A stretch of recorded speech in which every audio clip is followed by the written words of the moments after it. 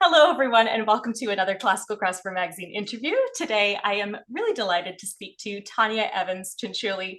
Hi, Tonia. Hi, how are you? I am so good. I've been listening to you pretty much the last couple of days, so it's just so cool to be able to speak to you now.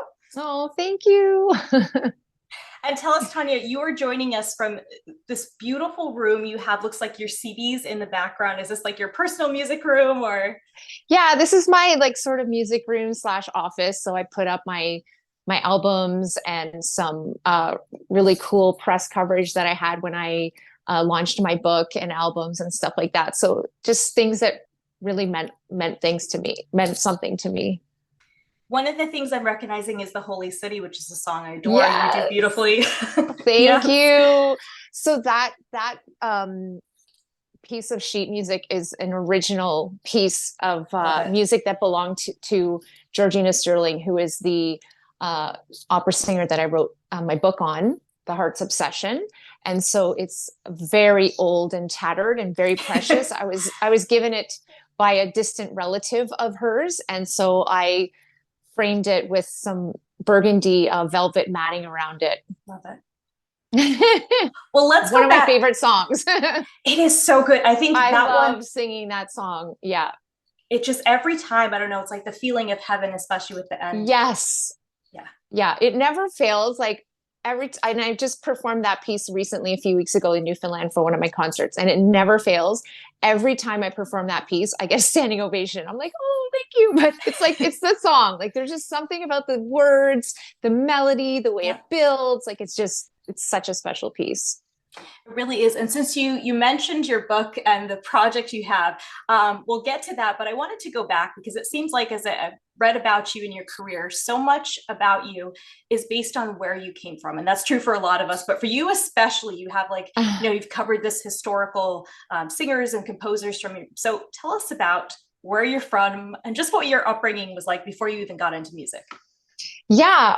Well, I was born in St. John's, Newfoundland. So I'm a Newfie. And I'm very, very proud of my Newfoundland roots. I've been singing my whole life. Like basically, I started singing as a young girl in church, and then I started taking voice lessons with a woman that taught at the church. And then, you know, it wasn't until I was probably grade 7 I sang for my uncle Brian, who is my mom's brother, and our whole family went downtown Toronto to visit him. And I sang for him "Wind Beneath My Wings" by Bette Midler. Mm-hmm. And that was such a popular song then, and I just thought I'm just going to be the next best pop singer ever. And he's like, I really hear a classical sound in your voice. I really think that you need to be classically trained. So he was very educated in opera. He used to volunteer at the Canadian Opera Company. He used to be Nice. on their board of directors, helping plan events and such. Just very cultured. He had a huge opera record collection. And so he suggested that I go find a classical voice teacher in my area where I lived at the time in Brampton, just north of Toronto. And he said, I'm going to give you a task. I'm having a Christmas party and I want you to perform Ave Maria, Somewhere Over the Rainbow, and I'm Dreaming of a White Christmas. So I'm thinking in my mind, like, Latin, I have to learn Latin. And, anyways, I found a classical voice teacher. He sent me home with a CD called Ave Maria by Kiri Te Kanawa. Okay. And I remember thinking, I am not listening to this stuff. I'm in grade 7 or 8, and I'm just thinking, this is like old people stuff. I have no interest in this. But my mom said, please just give it a chance. So I did, and I fell in love with opera, obviously. The nail in the coffin for me was him playing records of Maria Callas and discussing the emotion in her voice and how like just dedicated to her craft she was. And so she just blew me away. And all of a sudden I started reading all these books on her and just really diving into opera. So I went to a school of performing arts for high school. Then I went to Western University for opera and continued. Like once I graduated university, I took part in operas, whether it was the chorus or small roles. And then I really wanted to have a family. So then my music became sort of just, I had to like build my life around the family and music and just sort of make it work for me in the way that it, best suited our lifestyle. And about 5 or 6 years ago now, I really did want to dive deeper into my Newfoundland music roots.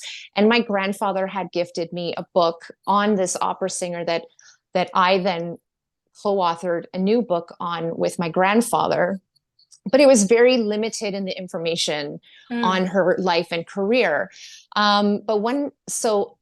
So I read that book and I instantly discovered that a lot of our repertoire lined up. We had a lot of the same repertoire in common. So I just started planning a program of music that outlined her life and some spoken dialogue in between each piece. And I started calling churches in Newfoundland and just saying, I would love to bring this program to your congregation. I really want to educate people on Georgina Sterling because she was the first international opera singer from Newfoundland. Oh, really? And Nice. and so they were just kind of like, what's the catch? Like, we can't pay you for this. And I said, I don't want money. I just really want to educate people on her. She's a jewel, people need to know her and be proud of what she accomplished. So I started performing concerts on her across Newfoundland and in Toronto as well. And then we were told that there was a family file given to the Queen Elizabeth Library in St. John's, Newfoundland, with a lot more documents on her original music scores of Norma and art songs and handwritten letters that she wrote to her father from when she was training in Paris and Italy. And it just blew my mind. I was sitting there with my grandfather and we just looked at each other and said, basically at the same time, we need to write a new book on her because there's all this information that we have that really fills in the gaps on her life. And so it took 2 years from start to finish to write the book. A lot of research was involved, a lot of people just coming out of the woodwork from social media saying, I knew this relative of hers and I own this nightlight of hers and I own this holy city music of hers. And like people just were like so interested in contributing to this book and this project. So it meant so much to me because not only was I pursuing my passion of singing, I was also really educating and diving into my musical roots. And it was just a real sense of pride involved in that. Tell us about some of the repertoire that you guys have in common, because if I'm remembering right, I feel like Ave Maria was one of them. Yes, it was Gounod's Ave Maria, actually. And obviously the Holy City. The Holy City is a piece that I grew up singing in church. My grandfather, who I co-authored the book with, was actually a United Church minister for years. Oh, really? And so I would always sing that piece at church whenever I would go visit him in Newfoundland and sing for his congregation. What else is there? Divine Redeemer by Gounod. And so she actually had met Gounod years ago. Yeah. What else is on there? Well, there's a new piece on there called Marie that was actually written by Ron Hines, who is a very famous Newfoundland folk singer.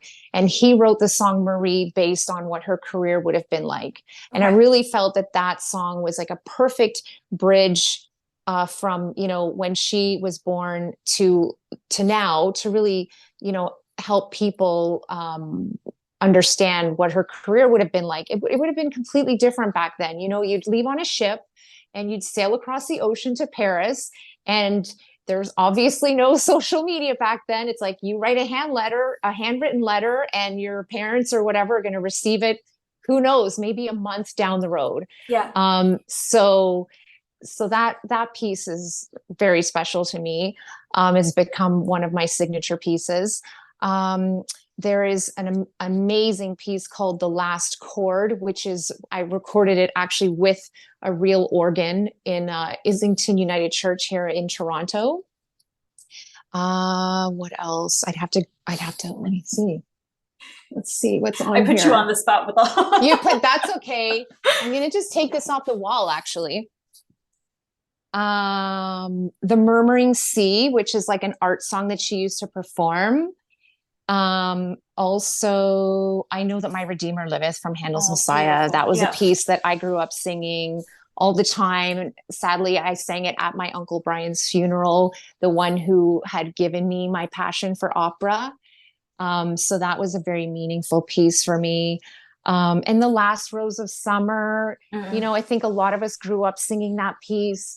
And what was significant about that piece, so she performed art songs as well. And her home that she lived in Twillingate, when she came back home after her career, the home that she died in, she had the most magnificent rose garden on her property, and she would tend to the roses and pick roses and bring them to people in the hospital and stuff. So that was, I always liked to end my concerts with The Last Rose of Summer.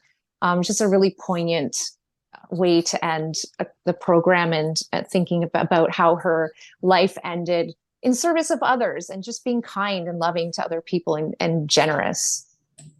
She sounds like an incredible woman. And actually, I have to bring Yes. something up because I'm not sure if it was your biography or something else, but it had this really cool line.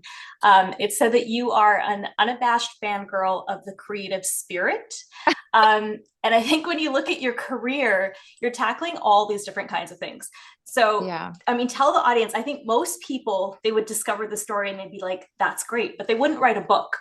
Okay. Right, So right. you took it to that next level. So tell us a little bit about like what made you do it. Had you written a lot before, or was it just kind of like, I want to do this now? Yeah, I mean, I always enjoyed creative writing for sure. Like I remember writing speeches in high school and taking them to speech competitions and winning. The speech that I wrote that I won a number of competitions was actually the speech that I wrote on my Uncle Brian, who really impacted my career on Mm. music. And he passed away at a very young age of he died of AIDS. So that really greatly impacted my life Yeah. and my siblings, obviously. And so I always loved writing and performing, obviously. Um, and so when it sort of came to be that we received all this extra information, and my grandfather is actually a veteran Newfoundland author. He's written all kinds of books on Newfoundland shipbuilding Oh, really? and Nice. yeah, Okay. and female ship owners.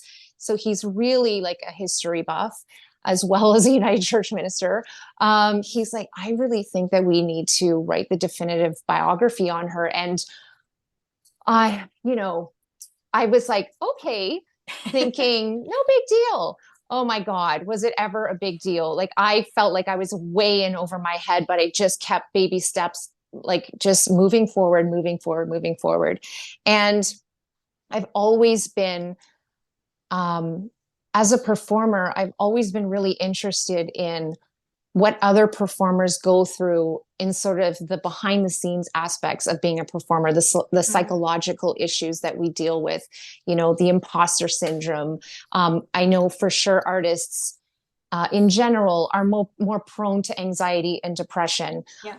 But we also are very resilient because we have our art. So it's a sort of double-edged sword, right? It's like we have this melancholy side, so that we're able to really interpret emotions and share it with the world and help them discover maybe why they feel certain ways. But then it also, can take us down. So it's like, I've always been interested in how other artists and singers cope with these sort of psychological things. And so for years, I've actually been interviewing all kinds of artists, like opera Mm. singers, authors, painters, conductors, you name it, fashion designers, on like just deeper questions on how they deal with imposter syndrome, or what inspires you if you're really in a slump, what inspires you to get through a project, or how do you deal with the negative chatter in your mind, and what kind of tools do you have that help you cope. And so I think that writing that book was I guess, sort of an extension of that. Mhm. And I know that Georgina Sterling also struggled with depression. She also struggled with alcoholism from time to time. And what I discovered through researching and writing that book is that I think people have this perception that in the opera world, there would be no sort of abuse of alcohol or drugs Mm. because it's such a pure industry or a pure art form. But we're all human, and opera singers go through just as much stress, maybe even more. Like, Yep. we have to learn a language, proper vocal technique, staging, blocking, all that stuff. And you get on stage and you present this perfect image to the audience, and yet they have no idea the struggles that you're going through in your personal life. They have no idea the inner chatter that's going on in your mind of like, oh my God, like, I'm about to step on stage. What am I doing? This is why, how did I get myself into this? I was really curious about her life and how she dealt with things and how she remained humble and kind and generous, even though she experienced a like very high level of fame for a portion of time in her career. Yeah, no, it's interesting you say that because I always think of opera singers. I studied classical, but then I didn't go that route. But I always Yep. think of them as like the Olympians, right? They always Yeah. have to be in this top form. But obviously, that's one of the reasons I didn't want to do it, is because I feel like you're so exposed in opera. Yeah. Like when you get up on the stage, Yes. it's you and it's the audience. You don't have any kind of filters. Like now we know people sing along to tracks, they do all these kind of things. Yes. It's so vulnerable. It So is. to turn it back on you, since you do all this research, how do you deal with that when you get up there? Yeah, I mean, I'm human like everyone else. I have that negative inner chatter. When people tell me they don't, I'm like, I think you're lying. So for myself personally, I've gone through a lot of, I mean, I'm addicted to reading self-help books. I've gone to therapy most of my life. Yeah. I think that everyone should have a therapist. And I'm now doing my master's in counseling psychology because I just find that it's so important to know who we are, why we are the way we are, what happened in our childhood, so that we can heal it and be the best Mm. versions of ourselves in our relationships, in our lives, with our friends, family, and in our career. Because obviously, a lot of those bad habits or things that may have happened to us in our childhood can affect us performance wise too, especially like vocally. If you're like a high anxiety person, then that's going to affect your performance because your voice is tight and your nerves are going crazy, right? Yep. So I've always believed that therapy is very helpful. I read a lot of self-help books. I've done a lot of training. I did my practitioner training in neuro-linguistic programming. Tell me what I that is. I saw that in your bio and I wasn't sure what it was. Yeah, so basically it's the study of human excellence. It's the study of visualization, the power of visualization. Mm-hmm. So I would use visualization techniques to visualize the successful outcome of my performances, so that anytime, just for example, let's say I had a concert coming up, anytime I would get anxious about the concert, or am I going to be ready in time, or am I going to deliver my music in the way that I want to, I would flip to like a Polaroid image in my mind that I had already crafted on, what does it look like 5 minutes after the successful completion of that Mm. performance. You're standing there in your gown on the stage, people are clapping, you have a huge smile on your face because you're so proud of the work that you put into it, and you delivered a performance successfully and authentically. Maybe you have flowers in your hands, maybe you see your family in the front row clapping, like really getting specific on the details Mm. of that performance, so that the second that you get anxious, you flip that Polaroid image into your mind and you see that, and it's like, no, that's already completed in my future timeline, and I just have to keep living into that image, that successful completion. So there's a lot of other powerful exercises in neurolinguistic programming, but I would have to say that visualization one is the one that I use the most frequently, anyways. Have you found that like therapy and all this kind of thing, it's not as prevalent with musicians? Like for me, it seems like something it's like in sports, you're going to go to that sports psychologist, you're going to do all these things. In singers, I find it to be a bit more muscling through, especially like Yeah. with vocal health. Like, let's just not talk about it. Let's just say Yeah. everything is perfect. Whereas we know that things aren't. We know that vocal athletes get injuries like anyone else. But Yeah. like you're talking about the mental, I think you actually started developing a program after you did that Yeah. condition to Yeah, help. it was a 6-month program called an artist journey, and I still work with people one-on-one and do that program within the parameters and boundaries of my lifestyle. But yeah, I think that for so long there's been shame attached to, Mm, especially in this elite art form of opera, there's been so much shame attached to, like, if do have negative chatter, or you have other coping mechanisms like alcohol or drugs or whatever it is. yeah. And so it has been more common for athletes to get that sort of mental, build those mental muscles. And I think it's only become recently, I know from a number of different people and organizations that I follow on Instagram, that people are really starting to dive into this mental health aspect for artists and for singers, Mm, because we have a big responsibility. We are standing in front of an audience sharing our most vulnerable self, and if we're not healthy and our nervous system is dysregulated, they are going to feel that.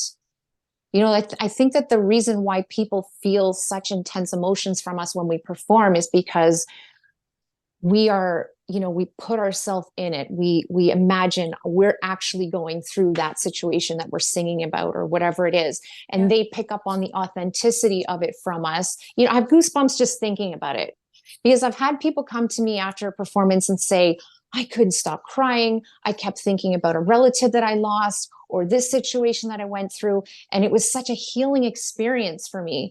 And so how can we be healers for our audiences but be sort of like really messed up ourselves? Like, we need to do the work, Yeah. the inner work, the heart work, so that then we can go and help others heal, because the arts do heal.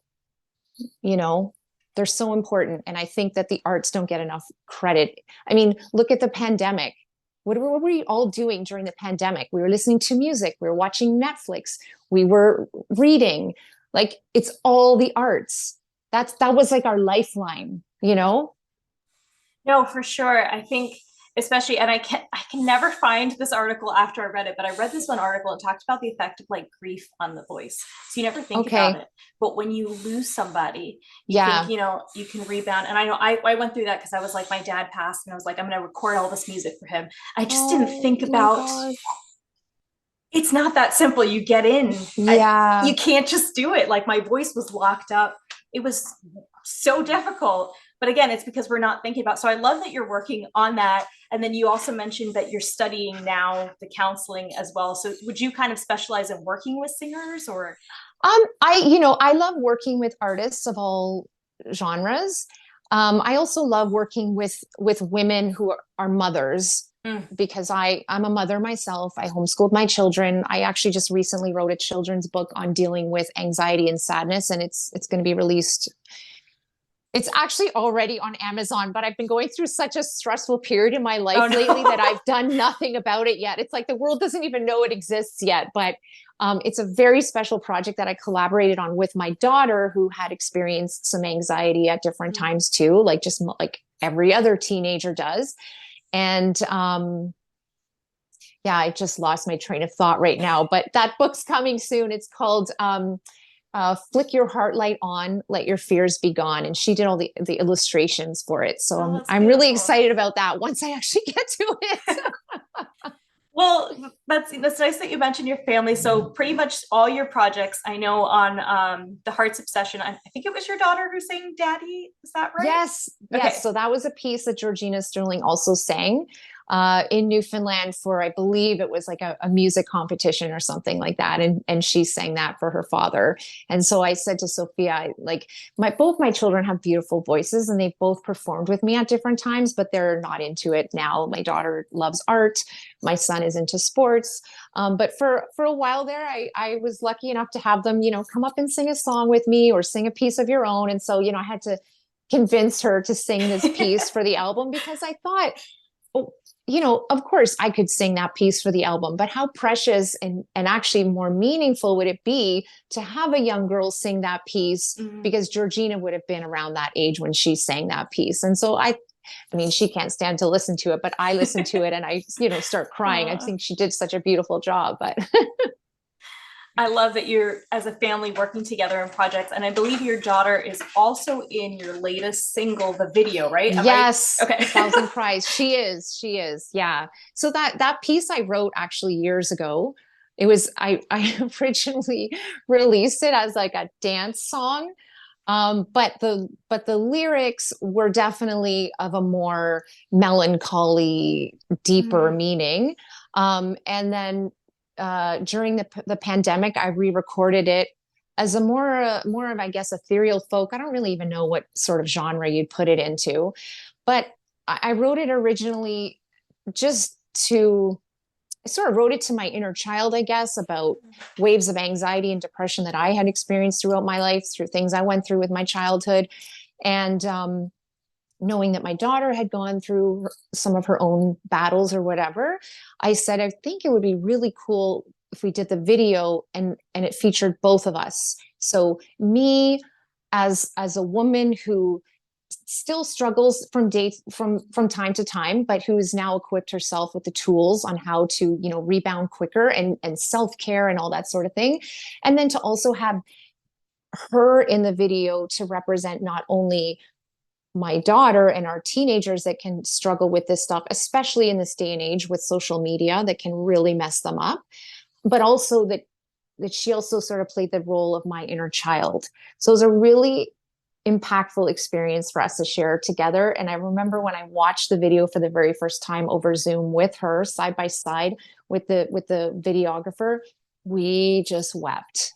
Oh. Like it was, because it's like you're out there filming this stuff and you're hot and you're sweating and you're on the beach with this big ball gown and whatever. And then when you see it all put together with the music, it was like, oh my God, this is so beautiful and special. So I really feel blessed that we had the opportunity to do that. Yeah, I think I came across that song. It was so, I think, so beautiful, so touching. So that's how actually we started touching base. I think before we started recording, I shared with you I've had one of your songs on my playlist for a while now. Um, but That's let's, so funny. and it's such a good song too. But we're gonna get to that. But let's talk about your original writing because this is a song you wrote, I believe, and I think you Yes. you have done a couple more singles that are your originals too. So when did you start doing that?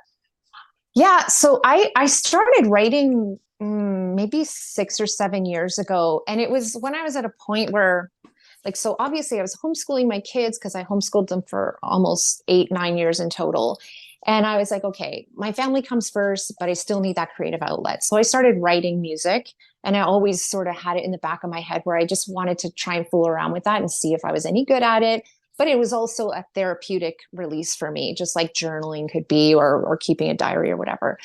And so I recorded a couple of them. Another one that I recorded at that time was called Red Carpet, which talks about, just smashing your dreams, like just going for it and doing it for yourself and for the others that benefit from it, Mm. having that confidence. And then during the pandemic, I was able to do a lot of recording. My producer was like, you know what, screw the rules, come over to the house, let's do some recording, we'll keep our distance. So I did record quite a few originals that I had written over the years.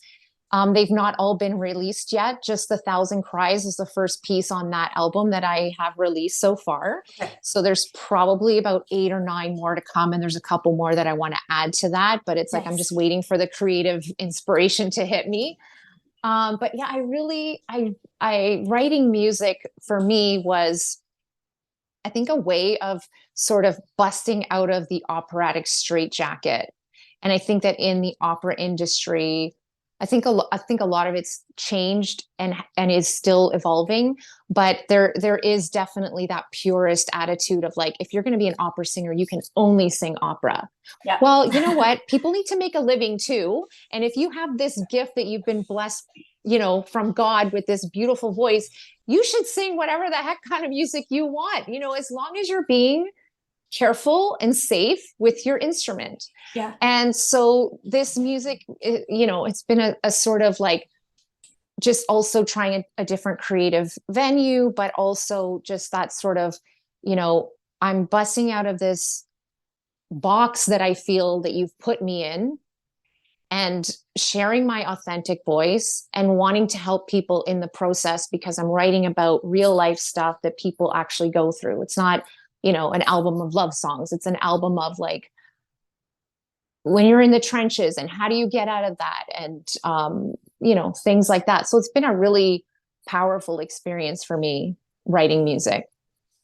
And you also did, so when you did the Heart's Obsession, I'm not sure if you recorded them the same year, but I think you released them the same year. So you did Beckon Me Home, which was like, Yes. you had this very, I feel like very classical album, and then Yes. kind of that folk, ethereal. Yes. Yeah. So tell us about the music on Beckon Me Home.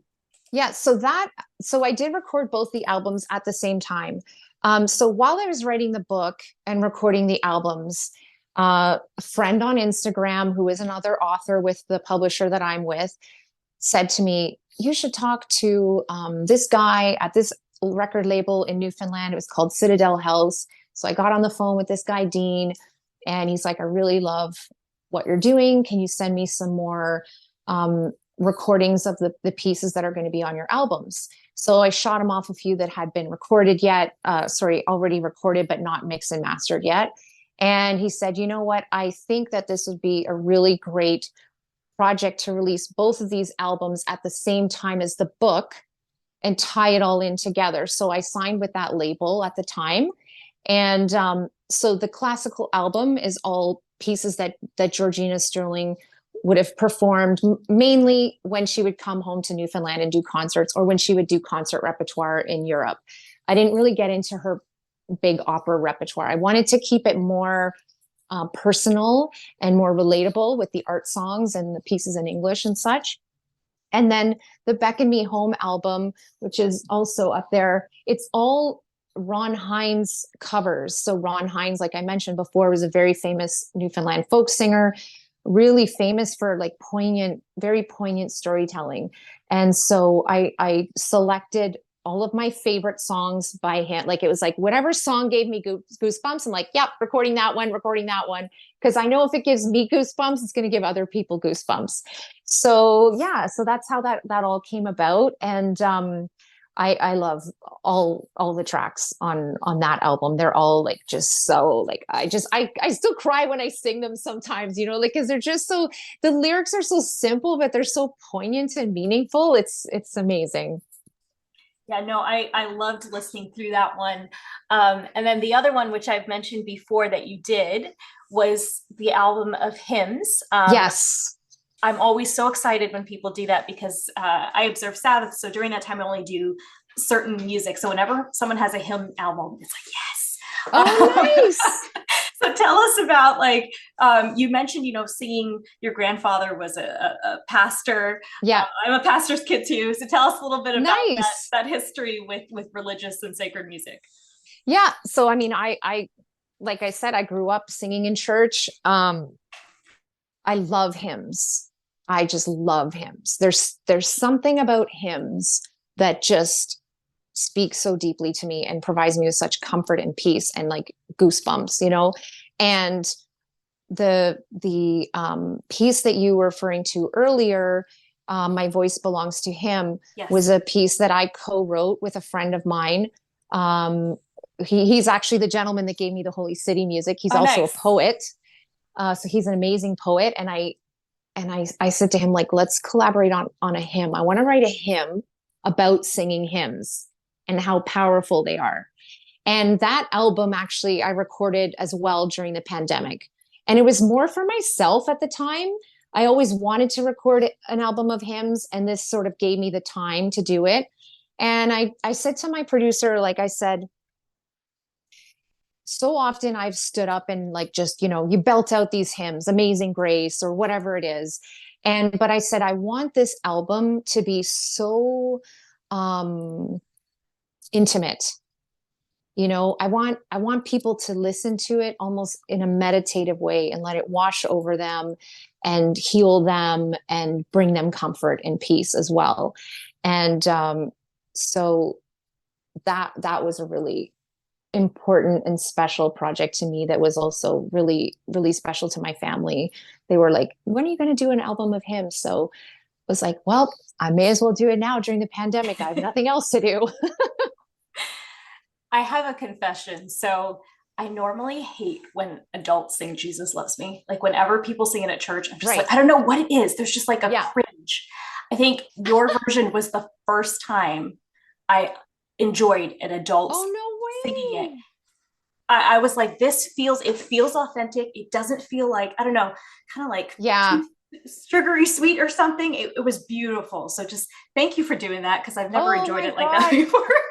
Thank you. It's so funny because even before I recorded the album of hymns, I recorded that one first just on its own because it's my mom's favorite song. Mhm. And so I was like, what can I do for my mom for her birthday this year? So I went to the studio and I recorded it and gave it to her as a gift. And Aw. yeah. And so obviously that was like, okay, that one's going on the album too. But yeah, I mean, it's one of those songs where it's like, okay, it's the first hymn you learn as a child in church, and it Yeah, sounds kind of dorky or whatever, so cliche.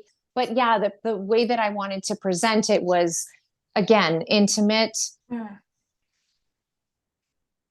just intimate and touching. Yeah. Yeah, it like I said, it felt authentic. It didn't feel like anything was put Yes. on, Yes. Thank which I you. loved. Thank So you. I just had the best time listening to all your music. So I hope anyone Thank you. listening, go out and stream. Do you have physical copies as well, Tonia? Yes, that's my dog barking. Her name is Tosca. Yes, she's named after my favorite opera character. I do. I do have CDs that I can mail to people if they want them. But yeah, everything is available on all digital platforms. Well, perfect. You also have the book that people can, I guess, get a Yes, the physical. book is on Amazon. Yep. And it sounds like there's several more singles to come off your original Yes. album. Um, Yes. and the only thing I think I didn't listen to you was the Christmas songs. So I'm going to save those for when it's the season. Um, Yeah. but no, I've just really, really enjoyed getting to know a little bit more about you and, this incredible body of work that you have. Thank Um, you so much. Thanks for chatting with me I so really much. appreciate this. This really means a lot to me. Thank you. And everyone, again, go check her out, and we'll definitely do this again when you have a new release. Thanks so much, sweetheart. Thank you. Bye. Bye.